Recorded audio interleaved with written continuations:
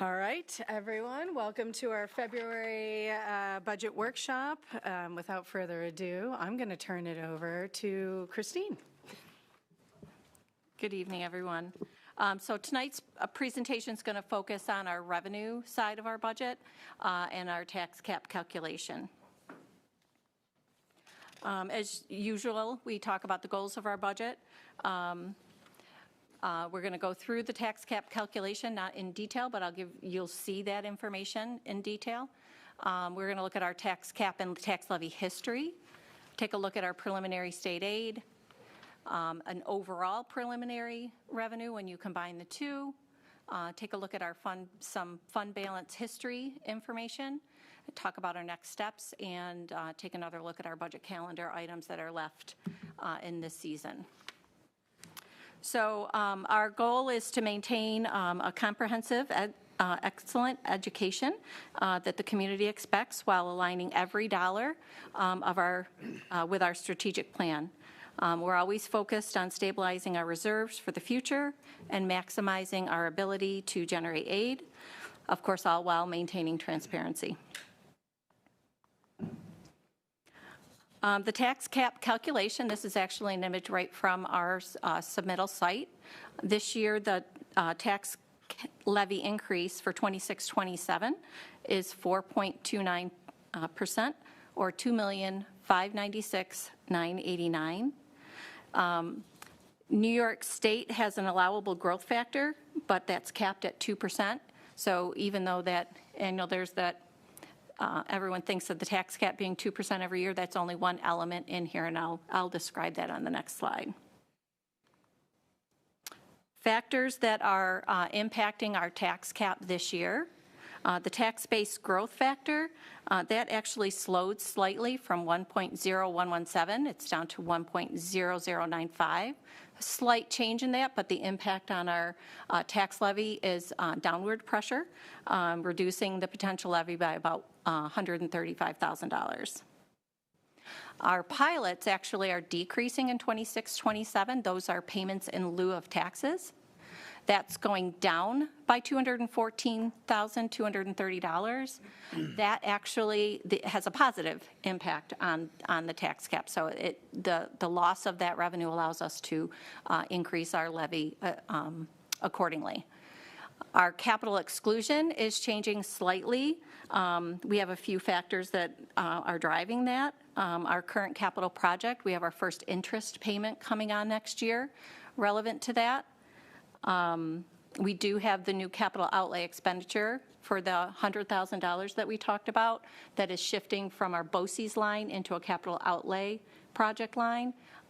We will get state aid on that line, but it does factor into our capital exclusion calculation, and that state aid comes in the next year.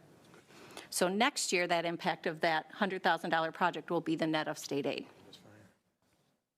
And then our bus borrowings, that bus bond anticipation note, that actually is going up slightly next year. It's just a factor of the buses the prices of the buses going up. A couple of other things on the bottom of this that I want to draw your attention to would be the consumer price index. Our consumer price index is at 2.63% for 26-27. This time last year it was 2.95%. But that's the factor in the tax cap calculation. That's what they talk about when that's capped at 2%.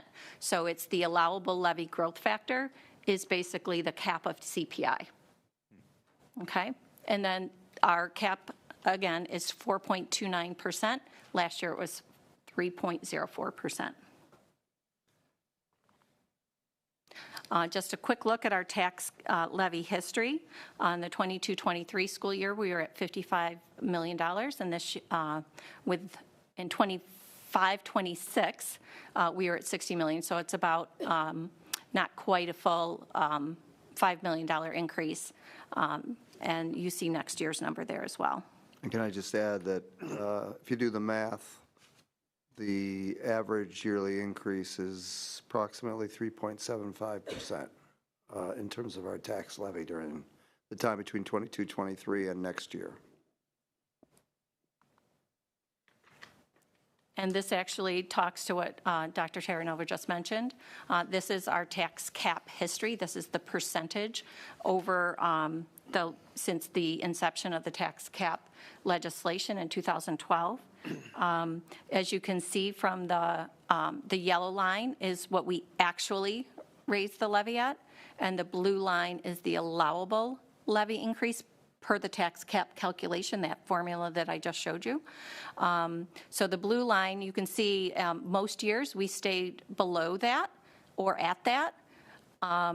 You had a couple of years where you did exceed the tax cap, but I think when I show you a slide further down, you're going to see why that happened during those years.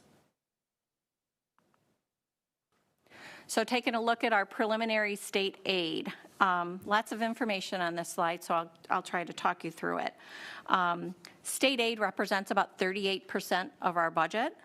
The governor's proposal that comes out in January, and that is the third column of numbers, is coming in at about $41,490,380. When you compare that to last year's adopted budget, which is the first column, you'll see that we have about a $1 million increase in total from the 25-26 budget, adopted budget, to what the governor is proposing in January of this year.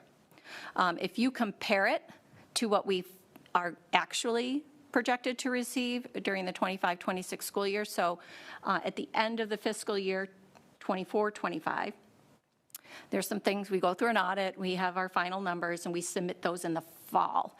About December, we get what we call output reports from the state, and that tells us, based on the numbers that we submitted, what our aid will be actually for this year. So for example, one here, we budgeted in the springtime $3 million for BOCES aid. We ended up with $3.8 million in BOCES aid because our BOCES aid expenses have been going up, and we knew that. We talked about that last year, and we're trying to right-size some of those lines. But that's what's driving that. So I'm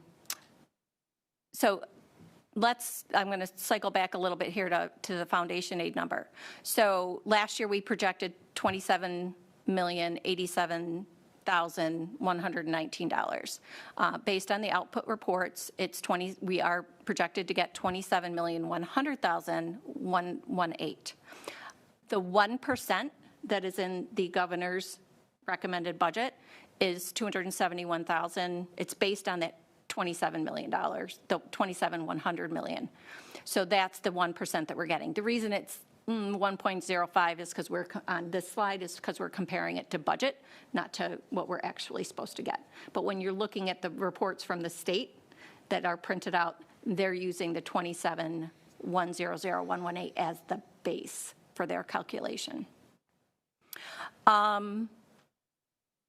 So another good thing about when you're looking at these numbers, and I think I pointed this out in one of our prior presentations, we thought we would get $40,433,000. We're actually going to get $40,970,000. So that is an increase from that will be helpful in closing our budget gap. Remember, last year we appropriated fund balance. We're not going to need to use all of that because we did get extra revenue. The other three, I mentioned BOCES aid, but building aid, BOCES aid, and transportation aid, those are all our expense-based aids. That's money that the state pays us back for expenses in those categories. Like I said, the BOCES aid is going up. Transportation aid, we had a 9.31% increase. That really is being driven due to our increased use of outside contractors for our transportation and overtime salaries for our bus drivers, really due to our bus driver shortage. Building aid, on the contrary, is going down a little bit, and that's natural as projects get paid off. We try and keep our building aid and our debt service for the capital projects kind of level over time. Sometimes there's fluctuations in that, but I'm not concerned about that. That was something that was anticipated.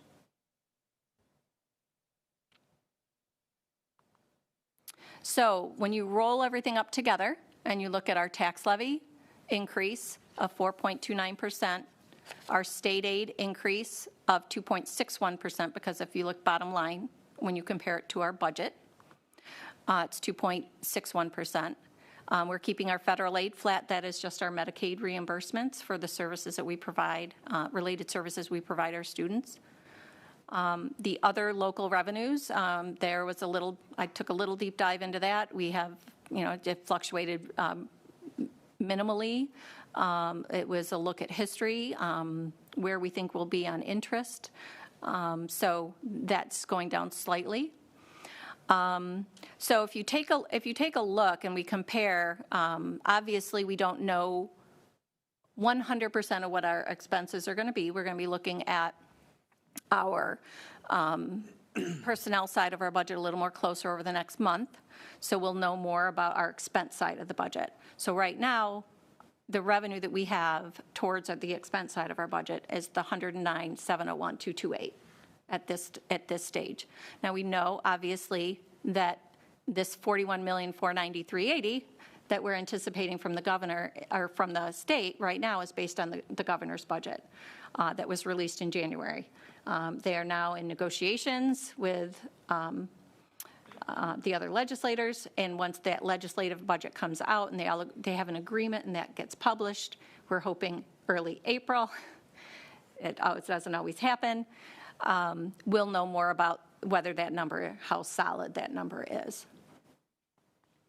And I would just say that that's really the only flexibility we have right now in revenue, based upon the tax cap calculation already being completed, the local revenue and the federal aid being pretty set. So that it's not on there, but the slide before, the 27 million in foundation aid, which is only a 1% increase, that's what we need to really focus on, and that's why we appreciate all the advocacy from the Board of Education with a variety of legislators in New York State between now and April 1st to try to drive that number up to a more appropriate number, which would increase our overall revenue. To be clear, that number can't go down, correct? Is the We don't governor's locked into that at least, allegedly? I can't see them. Because my understanding, they could move it, but it's unlikely. Historically, it normally, yeah, that's what I mean. Right. Not that I'm aware of. Okay. I think the only thing that can be a driving factor in that later on is it's based on combined wealth in the community, and the two biggest factors of that. If you saw the formula, it would make your head spin, right? There's like a lot of factors in there. The two biggest things that drive that are enrollment and wealth in the community. So increased wealth in the community, the state thinks that you don't need as much money from us, which is kind of odd because they cap you on the tax cap and your tax cap's already calculated. But the other thing that can factor that in is enrollment. So it could be if you lose students, yes, that could go down. But that would be the only thing that would, at this point in time. There's also a provision, sorry to interrupt, in the governor's law, in the law within New York State, that the governor could theoretically halfway through a fiscal year take money away from us school districts if they were in a budget crisis. And the budget crisis is defined by a certain amount of deficit. So unfortunately, yes, the governor could, not even this, we could get the whole thing approved, but theoretically, halfway through the year, if the governor needed money, the governor could take it from school districts that would cause mid-year cuts and things like that. Do I think that would be politically sane? No, but no. That is an actual new law that was passed for whatever reason. Is enrollment an eligibility number or actual? Say that again? Eligible for enrollment or actual enrolled? Actual enrollment. Yeah. If you're at a charter school or a private school, or they don't count towards the enrollment. Right. They don't count that. They might count in other state aid factors. So say the instructional material aid, they do count in those. They count for that, yeah. Because of the library loan program and the textbook, software, hardware library loan. So if we have students who are out of district placements. Would count. Right. For those other ones. That's what I'm saying. That's what for basically whoever's watching. Correct. They count for us. Correct. So not charter, not private, but out-of-district placement that we designate as part of our enrollment. Correct, that counts in that foundation aid. Yeah, I asked that question only because, and this is probably not the right forum for us to answer it, but it's just a question with regard to those who may not be enrolled, are they still taking advantage of the services that we provide here at the school? And has that case ever been made to the state? Ever? And I guess I don't know the answer, and I'm not sure, but it just makes me wonder if that's ever been part of the conversation. You're talking about families of students go to private school? Yeah. But they use our, yeah. They still Well, They use our services of the district. or what have you, right? Pay that, I think they would say they pay the taxes. taxes, so they should be able to use the Okay, services. so that's the offset, but we're going to cap it. I'm just telling you what, Got it. I'm not, yeah. You can use a mish. All good questions, though. All right, thanks. You're just looking for extra revenue, Ryan, and I I'm love squeezing that. every I love that. thing I can. But do we still get transportation for them? Correct, because we're transporting them, so the way that's reported is that way. Yeah. Through the cost of the driver, the bus, all of that. Really, what we're talking about is foundation aid as opposed to some of the other aid costs that, okay, all right. So Gotcha. that's what I wanted to make clear is talking about foundation aid from an enrollment standpoint, but the other services are covered in other aid areas, right? Okay. Like specific to transportation, Karen, I was just talking about it. Since we pay the taxes for school, legally, the district has to provide transportation to out-of-district placements, so then therefore, the government has to figure that in to get us So back. there are restrictions Right. on that. So as long as, there's a lot of them, but the basic one is 15-mile radius. So if that other district is, or the school that they're placed in is outside the 15-mile radius, we don't transport. Are most within the 15 miles? There's one that's not, and I get asked probably at least since I've been here, at least 3 times to explore that option. And it's too far outside the area. You have But to the have- other ones are, There's got to and be one person in the district that is 15 miles door to door. as long as crow's fly. one is, then we would have a central pickup spot. And generally, they would have to come to the campus, and that would be the pickup, drop-off spot. And just for the benefit of, I mean, I'm talking about the slide on preliminary state aid where it looks like BOCES has a considerable change. Yep. So what are the indicators on that? The need for more programming or the governor's making up? I guess Nope, that is really an expense-based aid. So it's based on what we submit and say that we did. And we've been, I think we've been very open about how we're trying to shift costs to that line. So, that's where all of our technology goes through. That's a big portion of that, that generates aid. Even though we have students with disabilities that might go to us, that is not factored into BOCES aid. That's actually high-cost aid outside of that. But the BOCES aid in and of itself, so I'll give you the example. We talked about the $100,000 capital outlay project last year, that we're moving money from the BOCES line down to the capital outlay. We did the work through BOCES, because we got BOCES aid on that work through their safety COSER. So it was some security keying projects in the district. So we were able to get BOCES aid on that. So we try and find opportunities in different ways to get aid, any opportunity that we can to shift a cost into BOCES and generate aid on it. So one of the things that you're going to see on the budget for next year, and we're going to be presenting a little more on the BOCES aid in the upcoming budgets, or upcoming sessions, but the early college access costs for the student tuition and the Gemini courses, and Karen's a little more adept at talking about what that is, but we are shifting those costs into there, so we'll see a big bump in those costs, but that'll generate aid that very next year. So we will have a little overage on those BOCES lines this year as we shift those costs, so we will see those. So right now, that's not probably reflected in that $3.8 million. So I do expect that our actual will be up. I'd rather be conservative at the time of budgeting and let that be an opportunity for us to keep whittling away at that.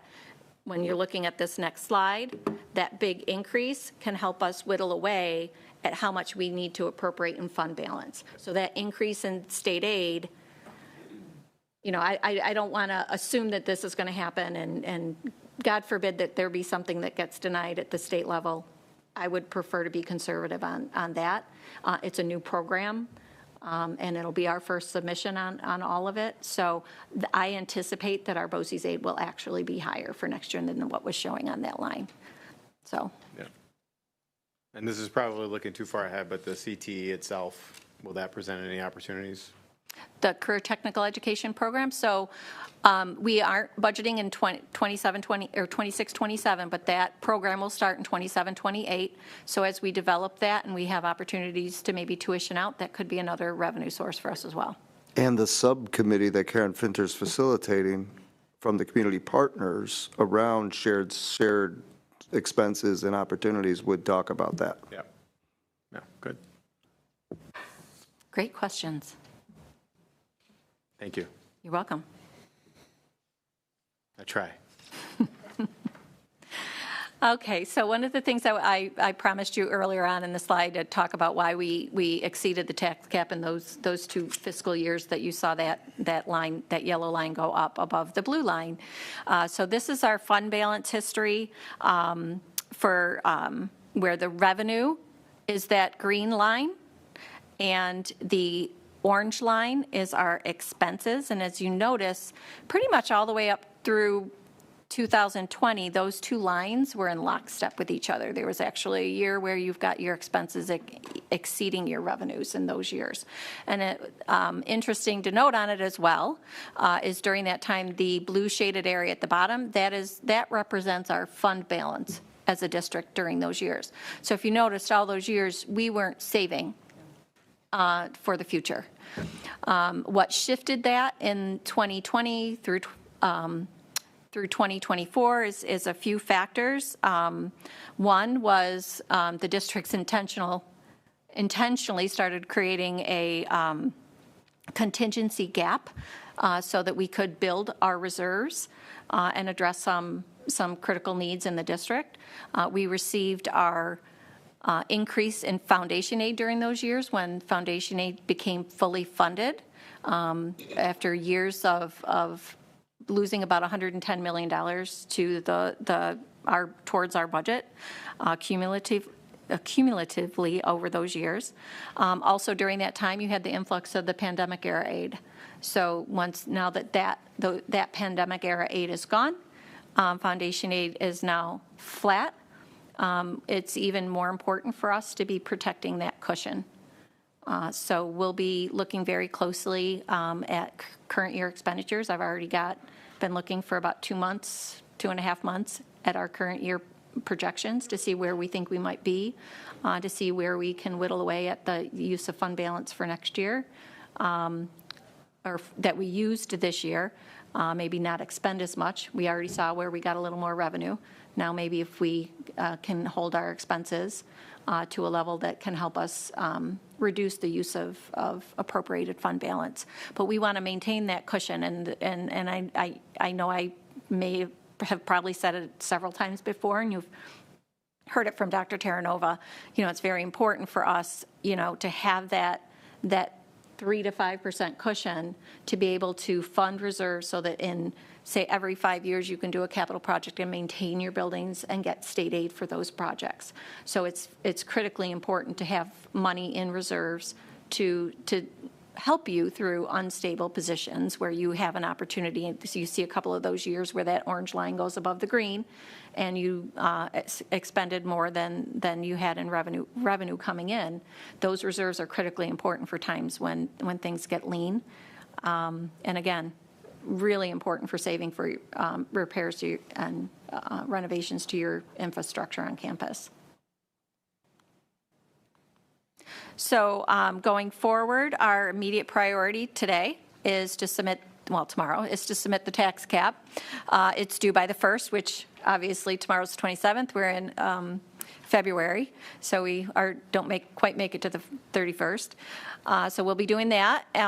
We are going to continue to meet with the budget stakeholders to refine expenditures. Obviously, I talked to you about the personnel budgets. We're going to look at that next month and present to you.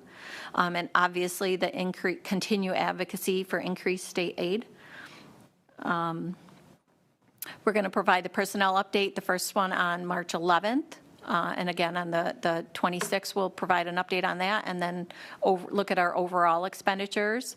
On April 16th is when we will present the final budget to you, and that will be adopted at that point in time, so we can go through the rest of the budget season and end up at May 19th with the budget vote and the Board of Ed election. Would anybody like to have any more questions? Just a comment in our advocacy, I'm sure Dr. Terranova's told you, but most of the people we've spoken with, they are very optimistic about an on-time budget. So hopefully that's a good thing. I would appreciate that, because it's not always, it makes it very difficult to pin down a moving target. Yeah. When you don't know what that's going to be and you have to make estimates, and you're presenting things to the community, to have that come in late and have to scramble is not easy.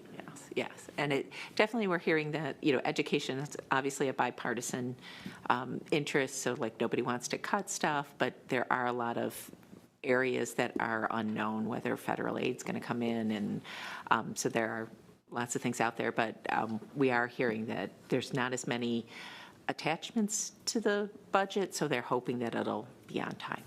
So. Very good news. We'd like it to be on time and higher. Right? More money. Well, and that 1% floor on when you're looking at foundation aid, that's what funds our operational budget. Right. That's a big portion, and 1% is not realistic, not at all. When you have health insurance going up 15-18%, utilities going up. I mean, school districts are feeling that impact just like homeowners are feeling that impact. So it's just not realistic. Unfortunately. So hopefully they'll make some movement on that as well. We're hearing it's better than zero, though. Yes. They started at 1 this year, not at 0. Yeah. Great. Quick question. Sure. Did you get this email, a call to action for the capital outlay increase? Did you see this go out? When did it come in today? I got an email from one of my friends about this. Yeah. Just So is that trying to increase to $250,000 and 50 to 500, which Oh, would be incredible. yeah, that would be But incredible. they're asking people to write to their congressman, so maybe I can forward this on. Well, and I think didn't realize that was the real. other window on that thing that has come up in prior years, and they're always advocating to increase that and also to extend the period of time to finish them, because a 1-year window is pretty tight. You'll see on the March agenda a seeker for our board, or for the capital outlay project for next year. That has to happen before you guys vote on the budget to say it's okay to move forward with it. There's timelines of things, and to make sure that you have the goods you need and the windows of opportunity to do the work that you're thinking of doing that year, think about when you can do that work in a school district, right? Over the summer, over maybe winter break, maybe spring break, and then the work has to be done by June 30th because the final cost reports have to be submitted to the state. So there is a call as well, if increasing it and maybe making it a 2-year process, so that if you get everything approved, if there's any delay during the school year, you can extend into that next summer and get things done and not You could be do it once a year, but you could finish the job within 2 in 2 years. And just remember, too, this is the pessimistic part. It would be a real challenge for us to do a greater capital outlay than 100,000 because the foundation aid's so low. So when push comes to shove, the first thing we've got to emphasize with the state is we need more foundation aid, which will give us more money to be able to keep up with our expenses, which would then allow the flexibility to use more money in a capital outlay if that was given to us. But it seems like the state, the people are advocating for a lot of different things, but nothing really matters if they don't fix the foundation aid. That's the problem. That's my opinion, by the way. Yeah, there's still a local share. that goes along with the capital outlays, whether they're $100,000 or 200 or 500. You know, if we're 72% aided on those projects, there's still 28% that needs to be carried in our budget. If we keep it level and we stay there, we're okay. It's when that first year, you take a little bit of a hit, which is why you see a capital exclusion going up this year. Next year, that net impact is different because it'll be $100,000 that's level, but I'll have $72,000 in aid hitting building aid next year. And the capital outlays, you get that aid 100% that very next year. You don't have, that isn't expended over a period of time. Just to clear up, you get 100,000 or 72? You get 72% of your total expenditure. So that $100,000, we submit a final cost report, we'll get $72,000 in aid in that next year, next fiscal year. Provided the work's done and you do your final cost report on time and, right. A lot of nuances, a lot of nuances.